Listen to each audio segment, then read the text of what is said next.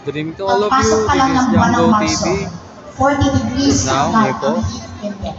We're At celebrating kung the dati Earth during Hour the summer, here excited at tayong Robinson, magplano ng Magnolia. outing, ngayon, ang Earth iniisip Hour. natin ay kung paano tayo And makakaiwas sa syempre init. nagsasalita ang Pagkatapos ng puting Mayor Joy, matinding Miss init, Joy mas Belmonte. malalakas na bagyo Miss naman Joy ang Belmonte po. darating. Masama si Miss Joy. These extreme conditions remind us that time is of the essence pagdating sa pagtugon sa mga Miss Joy hamon ng Belmonte. climate change.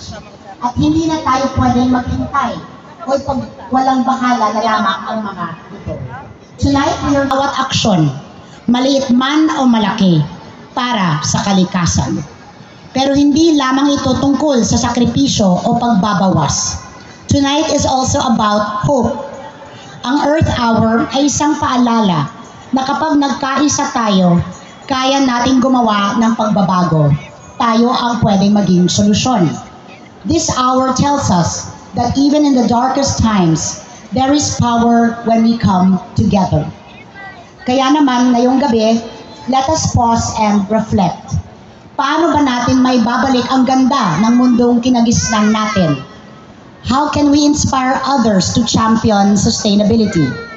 At habang tinatanong natin ito sa ating sarili, mahalagang balikan ang tunay na dahilan kung bakit tayo kumikilos para sa kalikasan. Ang lahat ng ginagawa natin ngayon, hindi lang naman...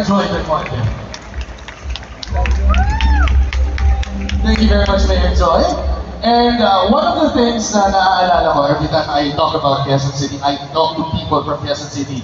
One of the things na naaalala ko, I've interviewed some people from the city, is bukod sa sustainability acts nila, hindi ko makakalimutan yung kanilang urban gardening na kanilang promote during the time of the pandemic. So talagang you can see the efforts of this city